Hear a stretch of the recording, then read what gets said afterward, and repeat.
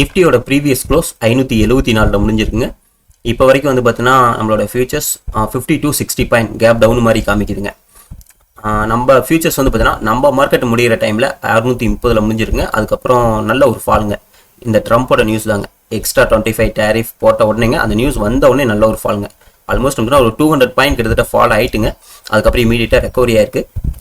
இப்போ வரைக்கும் வந்து பார்த்தீங்கன்னா இந்த ரெக்கவரி ஆயிருங்க, இன்னும் ரெக்கவரி ஆயிரும். இன்னும் மார்க்கெட் ஓப்பனிங்க்கு இன்னும் 1 ஹவருக்கு மேலே இருக்குங்க. அதுக்குள்ளங்காட்டி பார்த்தீங்கன்னா எப்படியும் நம்மளோட ஃபியூச்சர் 600 கிட்ட வந்துடும்.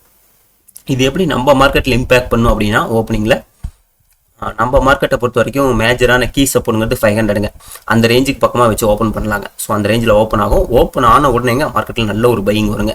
ஸோ நிஃப்டியை பொறுத்த வரைக்கும் மார்க்கெட் ஓப்பன் ஆனோடனே மார்க்கெட்டில் நல்ல ஒரு பையிங் வர வாய்ப்புகள் இருக்குங்க. ஸோ நிஃப்டியை பொறுத்த வரைக்கும் என்னோட வியூ தாங்க. பேங்க் நிஃப்டி நல்ல ஒரு சப்போர்ட்டில் தாங்க இருக்குது. பேங்க் நிஃப்டிலாம் ஒன்றும் பெருசாலாம் கேப் டவுன் ஆகாதுங்க. ஃப்ளாட் ஓப்பனிங் தான் வரும். 300 இந்த ரேஞ்சில் ஓப்பன் பண்ண உடனேங்க மார்க்கெட்டில் நல்ல ஒரு பையிங் வரதான் வாய்ப்புகள் இருக்குது. ஸோ ரெண்டுமேங்க பேங்க் நிஃப்டி எல்லாமே கீ சப்போர்ட்டில் நின்றுட்டு இருக்கு. இங்கேருந்து நல்ல ஒரு பையிங் தான் வரும். ஃபோக்கஸ் பண்ணணும்னு நினைக்கிறீங்க, அப் சைடில் ஃபோக்கஸ் பண்ணுங்கள். இன்றைக்கி நிஃப்டி எக்ஸ்பெரிங்க. ஓஐ வந்து பார்த்தீங்கன்னா 500 600 ரெண்டுலேயுமே பில்டு நல்லா இருக்குனுங்க.